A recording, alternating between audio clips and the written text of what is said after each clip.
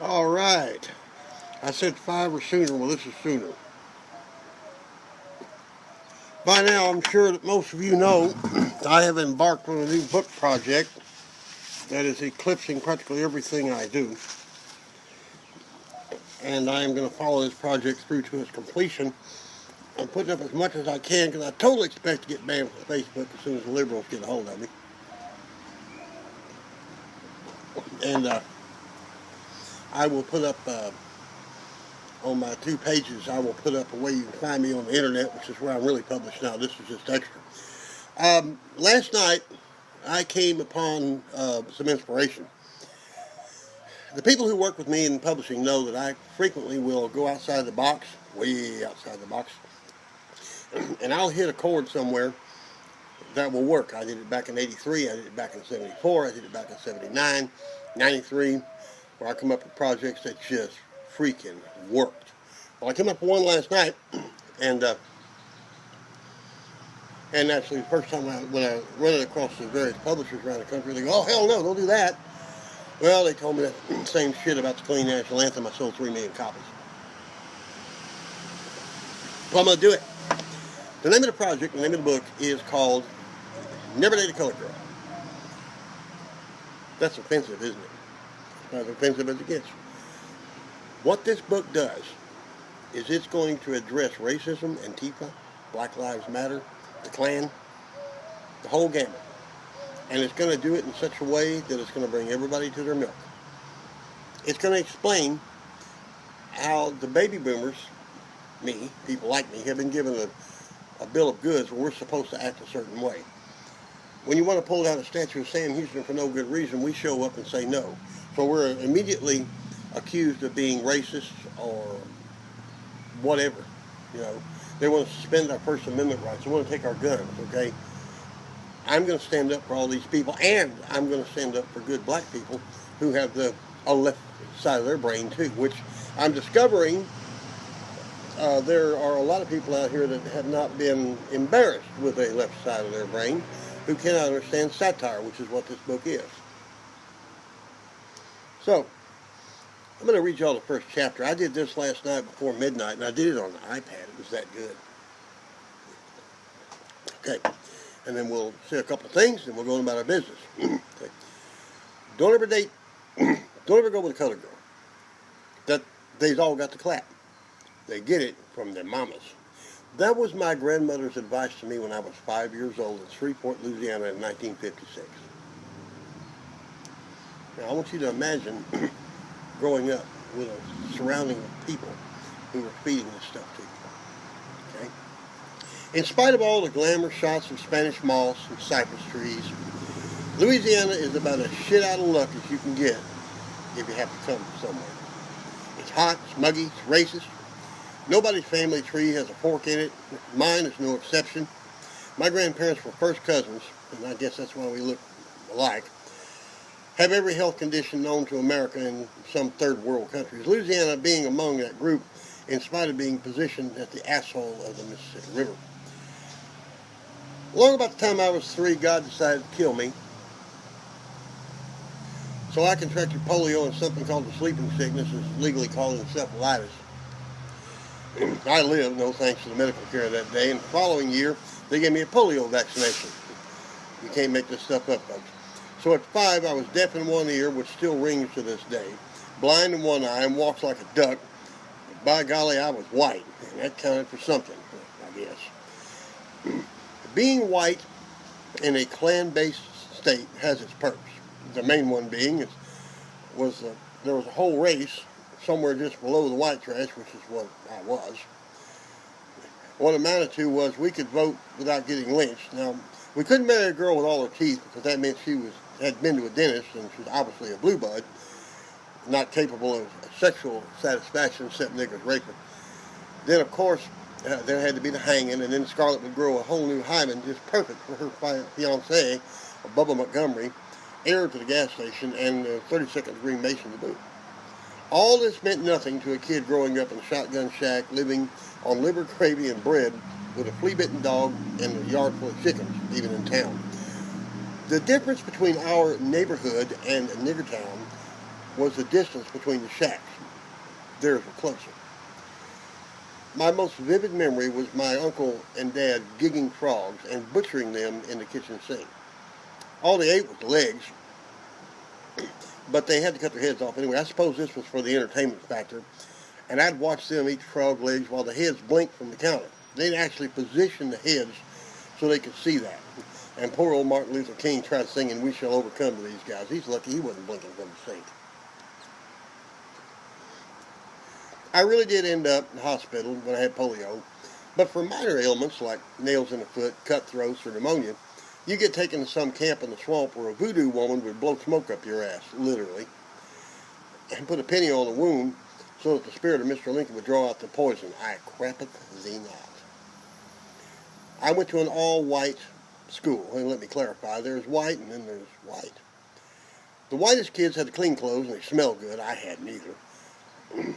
I usually wore a flannel shirt, blue jeans with iron-on patches. Iron-on patches with the raise of the age. We were proud of iron-on patches. I'd sit by the ironing board and watch the snake amazement as the patch cleaved to the fabric as if by magic. I really didn't understand social structures in school, only the fact that certain kids could hit me anytime they wanted to. There was this one spoiled brat, Vance, I still remember him, who seeked me out, beat me up during every recess. One day, in a moment of clarity, I hit him back and he fell crying. So I hit him again. The teachers had to pull me off, but I think that was possibly the most memorable day of my life.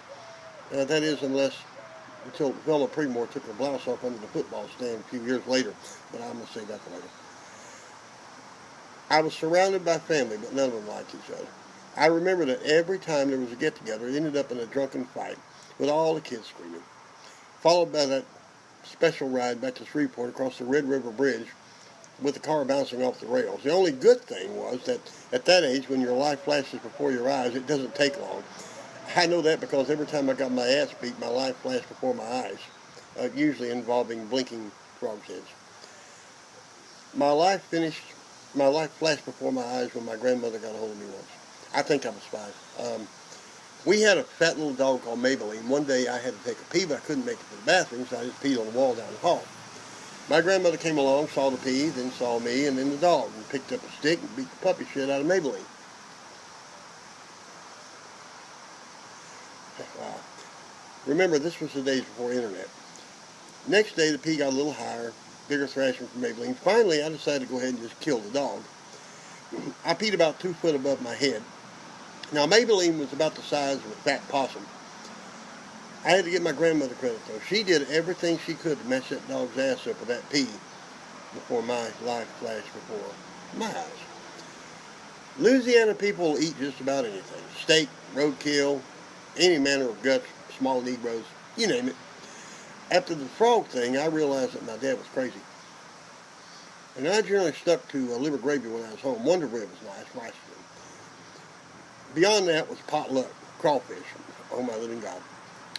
Etched in my still developing mind was the image of huddles of inbreds sucking crawfish asses. Now, I'm not saying that's wrong. Some of you might suck crawfish asses, it's just not for me. And Bodine sausage.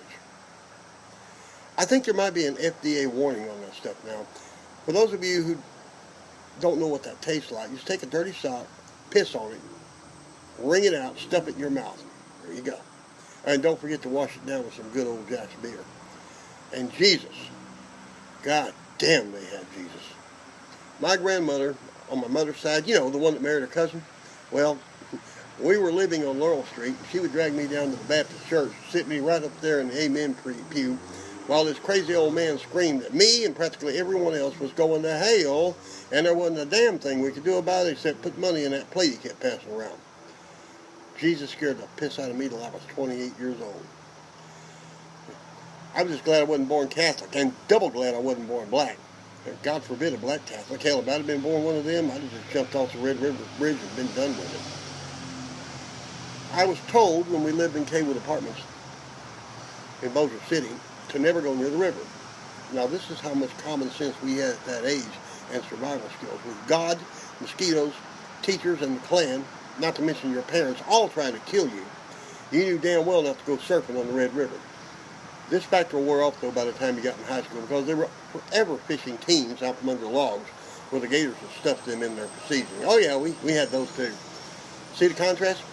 Kids these days don't have any better sense than to eat a dishwasher tablet. And we used to play among the gators. We knew better than to eat a dishwasher tablet, one, because there weren't any, and two, because if there had been, and we ate one, we knew we'd end up down the bayou with some old black lady blowing smoke up our ass. That's called preventive medicine. Now, all things weren't that bad. School lunches were a bitch. Till this day, I still have a prejudice. You see, all the school cooks were big, fat black women. And the result was whatever they came up with. Liver and onions, fried chicken, chicken and rice. And courtesy of Huey Long, you could eat all you wanted. All them Aunt Jemima wraps on their heads, big smile, and even bigger spoons. They would throw mashed potatoes on the plate, and it would drip over the side. Even today, I have a hard time eating white woman food, to the point where I'll give it to the dog when she looks away.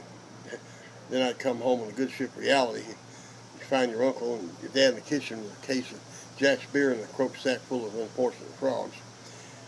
And Louisiana weather sucks like a French whore. It really does. And I know something about French whores because Louisiana's full of them. You can't see the tornadoes for the trees. I still remember the alert coming on the TV. You know, the one you had to slap on the top to get reception from the station that was 5 miles away. And a very serious voice saying, "This is a severe tornado alert," as opposed to the more mundane kind, I suppose. Now, you didn't know where it was, you couldn't see it. I'm told you can hear those things, but it's hard to hear from under the bed. And if you lived, you'd stay up all night just in case it had babies on the way through. Then the next day at school, of course, you had to have a bomb drill because everyone just knew the Russians were going to bomb Barksdale Air Force Base at any given moment. All of this, and the grown-ups were worried about blacks drinking out of the wrong water fountain. But they had Jesus. By the time we moved to Texas, I was 10 years old and pretty much batshit crazy. Had a permanent ringing in my ears, constantly looking over my shoulder for bombs, blacks, and bloody crosses. The scary part was I left an entire state behind that thought just like me, and they're still there. Well, the ones the gators didn't get anyway. Texas was a whole new deal, and I had to work it, which I've been doing for about 55 years, 6 wives, 10 houses, and 3 fortunes. As I get through this book, which I'm currently writing, it's going to be a series of vignettes of my process of growing up in the South and in Texas. And it's going to address a lot of humorous things. It's things that people don't like to talk about, or they kind of snicker on the side, no anybody see them. But it's going to be up front and in your face. Yep. Yeah, just me and you, Sharon. Just trust me, I'm fixing to distribute this. It's going to get better. Anyway, this book's going to be an eye-opener, and it's going to be a bestseller. It really is. It's too darn good. And as you can see, I've departed from my usual model, and I've used a little bit of spicy language, which I'm going to use because I deplore political correctness. I hate it. It's stupid. It stifles thought. The N-word. I say that, "Oh, hello, Mr. N-word. How you doing, Mr. N-word?" Okay. When you say the N-word, you're just saying nigger. That's what you're really doing. That's what you're really doing. And you're not doing black people any service by hiding history from them. Just like Antifa is not doing any service by pulling statues down. We have to accept everybody for what they are. And we baby boomers have bore this mantle long enough. We are the ones that voted for civil rights. We are the ones that put people in the voting booths. We are the ones that integrated the schools. Okay? And we take all the blame. Well, we're not taking it anymore. And I'm gonna write this book, and everybody's gonna read it, and they're gonna hate me or like me. Facebook's gonna ban me or keep me. I am going to put up the way you can get in touch with me. You can see a lot of my videos, all my publishing sites, but most of you know, if you go to WordPress, the Tea Party Tribune, which I don't know if I'll publish it on that yet, Damn Good Times, Weird Wilbur's blog site, Blogspot, all these places, you will see me, okay, and you can find me there, which is where most of my reads come from, most of my publicity. Right now, I got one follower here. Sharon is on here. It's me and her. because everybody else is hiding from the truth. Get ready for a wild, wild ride, folks. I am Bill the Butcher, signing off.